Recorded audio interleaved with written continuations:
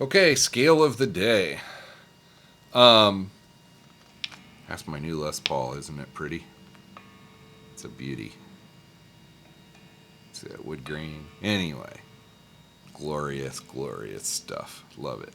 Um, okay, scale of the day.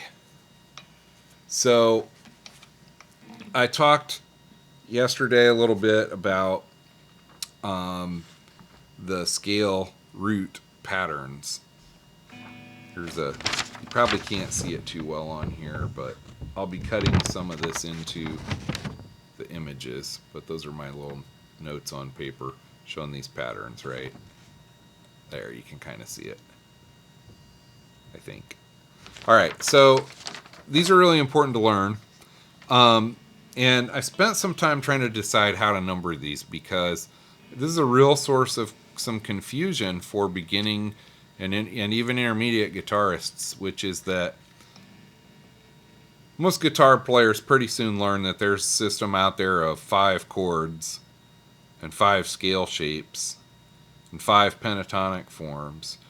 And they've heard about, the 5 chord forms or 5 scale forms, right? A whole lot of them that are not really great players maybe know 1 or 2 patterns of, say, pentatonic scales, and maybe they know 1 or 2 patterns of the major scales, but they don't do a lot of practice with them, and they don't really know how that fits together on their neck that well, and they don't really know their fretboard, and they don't really play that well. This is important to learn, but it can be confusing because for those 5 patterns, I've seen no less than 3 different numbering systems, 1 through 5, assigned to the patterns. And I've seen at least 3 different variations of what those little dot patterns look like. Okay, so what I'm going to present here is the ones that are most commonly taught and with the numbering naming system that most people use. There's good reason why the other versions exist, but it can become rapidly very confusing, especially for beginners that are trying to figure out, well, how does this major scale fit on the fretboard versus this minor pentatonic scale in this key? Or, what are these root patterns you're talking about? They don't know the notes, so they don't think about the roots too much. Okay, so we're going to connect that stuff together, but I do want you to know that I used a lot of sources in this, and that what I'm telling you really is true, and it's been true for a long time. It's just not standardized on this, and it's source confusion. In fact, so this is one source. This is a book called Fretboard Logic by a guy named Bill Edwards. This book's been around since the 1980s, which I think might be when I bought it. It was a little overwhelming as a beginner when I first looked at it, but it really is a good, one of the best books on the CAGED system. That's what it's all about. But I want to comment here and read you just a little thing. This is from 1980, okay? And he said, yeah, here we go. He said, over the years I've encountered various labeling and coinage for the 5 basic scale forms.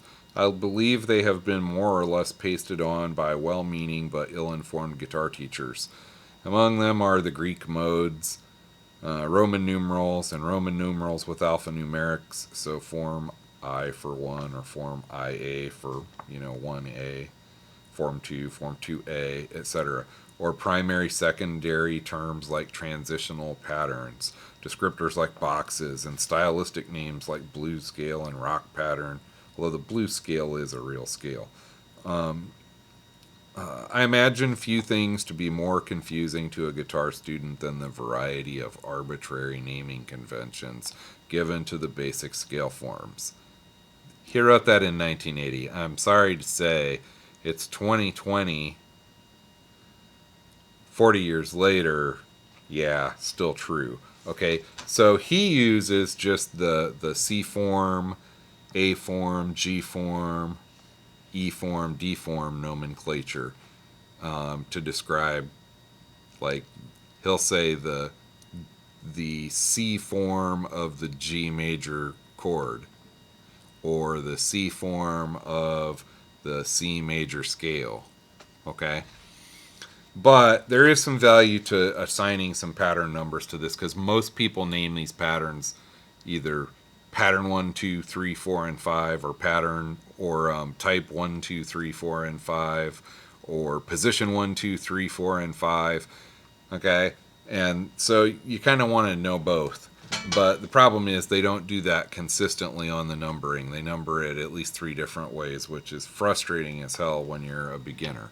So a couple other sources. So here's a book called, Gig Bag Series for Guitarist Scales, and it's got the 5 patterns for a whole list of different scales, right, that you could learn. Whole bunch of them. 1 page per scale. And this uses the naming convention I'm going to use, the numbering convention I'm going to use. But it does have some variations in the patterns versus what Bill Edwards has, right? This is some material from a guy who's online named Pepper Brown. And he does a great job of laying out 5 positions. He actually has materials on 5 position chord system, 7 position chord system, 12 position chord system, 14 position chord system. Great. I just want to talk about the 5 right now. He does a great job of taking those 5 and going, here's a major scale, here's a minor scale, here's a melodic minor, a harmonic minor, here's a blues scale, or here's a major pentatonic, minor pentatonic, and walking them all through in the forms. And he does use the same numbering system I'm going to use, but he has some variation in these dot patterns, as does this have some variation in the dot patterns, and these 2 variations are not the same and don't match what you'll find in here, okay? So I just want you to have a sense of this so that as we get into this, you understand you might see something a little different somewhere else. None of it's wrong, but you're going to have to learn these in a form one way or another, and if you're constantly flipping from one to another, you can get really confused and you can fail to learn them. And the goal of practice and of doing this is to get something done. What we want to do is get the scale learning done and practice it. Okay. This guy, Barrett Tagliarino, actually the first book of his I bought was Guitar Fretboard Workbook. Really great book. However, and his patterns will match my patterns, but his numbering won't match my numbering. All right. He starts with pattern 1 being up at the C. And I'm going to start with it at the E form, okay? He does that because it makes his material that's all in the key of C lay out real nice on the fretboard, starting up here and going 1, 2, 3, 4, 5, right, for the patterns. But unfortunately, it doesn't match anything else almost that's out there. So once again, you can get really confused if you're going from one to the other. So I'm telling you all of this and taking time to do it, both because I want you to see that there's some really great authors out there that I've learned stuff from. And these are all great materials that I'm looking at. Another one is Desi Cerna, who wrote Guitar for Dummies. And then he did a Fretboard Theory 1, which is this, and a Fretboard Theory 2. These are really great. I love that Desi, in particular, has a real emphasis on songs. And so when he teaches scales and like pentatonic scales or something like that, he'll go in and say, okay, well, we were just showing you the E minor pentatonic scale, and now here's some songs I want you to go listen to and try to play along with using that scale. So in this case, he gives a list of 1, 2, 3, 4, 5, 6, 7, 8, 9, 10, 11, 12 songs. Susie Q by CCR, Green River by CCR, Purple Haze by Jimi Hendrix, Are You Gonna Go My Way by Lenny Kravitz, Voodoo Child by Jimi Hendrix, Back in Black, AC/DC, Man in the Box, Alice in Chains, Play That Funky Music by Wild Cherry, Paranoid by Black Sabbath, Hey Joe by Jimi Hendrix, Turn Off the Light by Nelly Furtado, Pawn Shop by Sublime.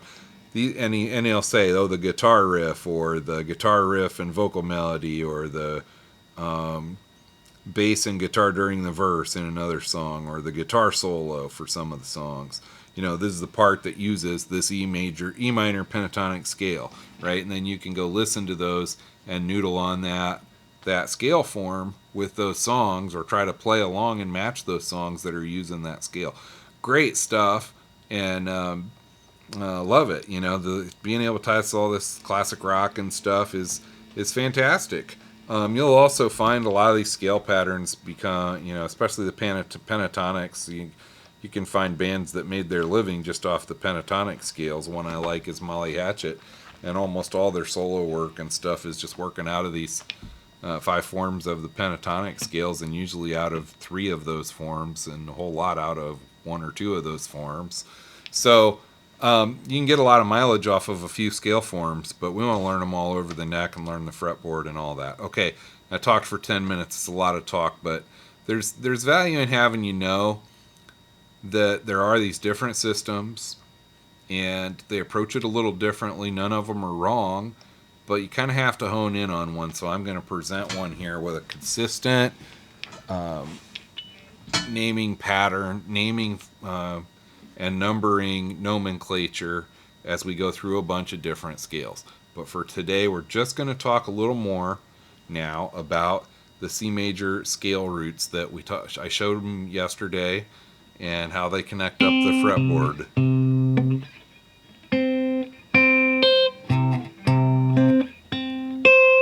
Okay, and they then repeat.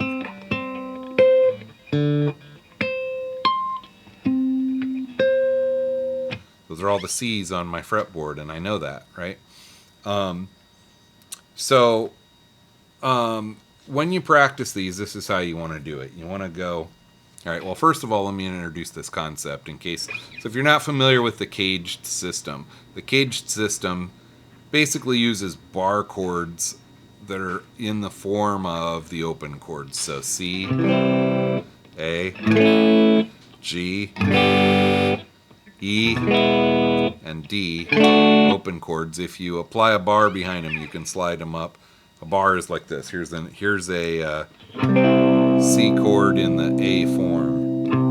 I'm barring across strings, and then I'm playing that A chord. That's those 3. That's A, that's C. Why is it C? Because there's a C root in there and a C root here, and the notes of the C major triad. Okay, so when we look at a C major open chord, the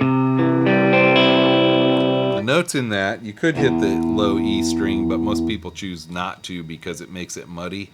You want to hit the 5th string, which is the C root, and that anchors that chord on that C. Then there's an E. The next string is the open G, and the last note is the C at the 1st fret, and then E. So you basically have C, E, G, which is a C major triad. That's a complete major triad chord. And then repeating a couple of the notes, okay?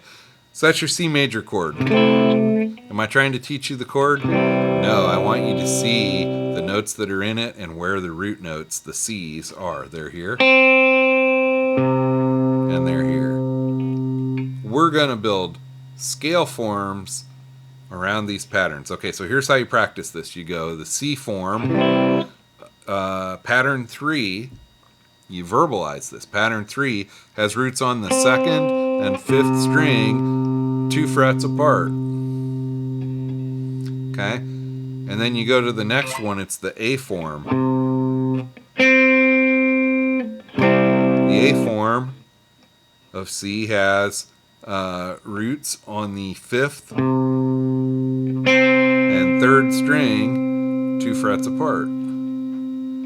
Then you want to talk about the G form. Pattern 5. The G form has roots on the 3rd, 1st, and 6th strings, 3 frets apart. Okay? The E form.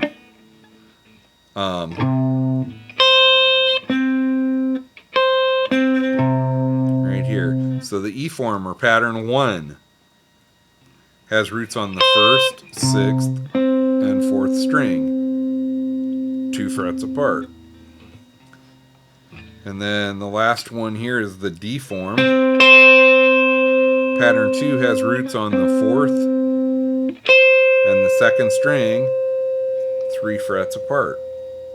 Okay, that's how you want to practice these. Then it repeats at the 12th fret. So once again, the C form, pattern 3, has roots on the 2nd and 5th strings, 2 frets apart.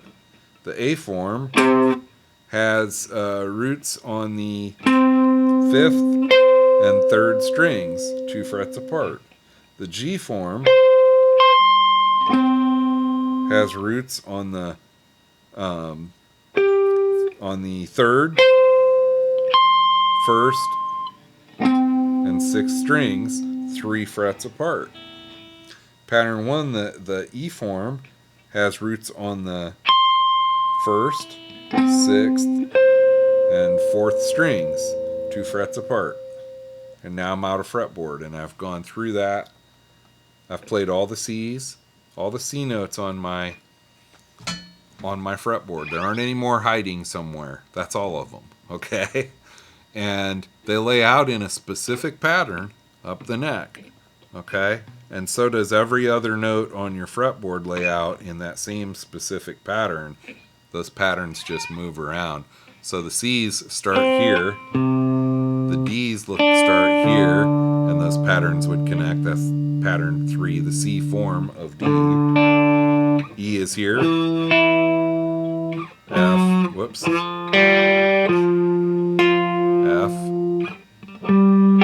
G, okay?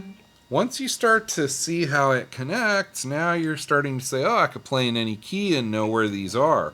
Once you start to see these patterns connect.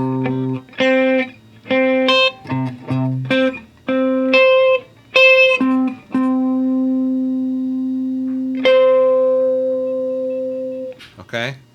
The scales are really the thing I think that most amateur guitar players overlook and don't spend time on, and their playing suffers badly for it, as does their knowledge. So that's why I'm taking time to put this together. Anyway, learn those roots: C form, A form, G form, E form, V form, caged. Okay, but these are the root patterns. It's not that complicated. You can do this.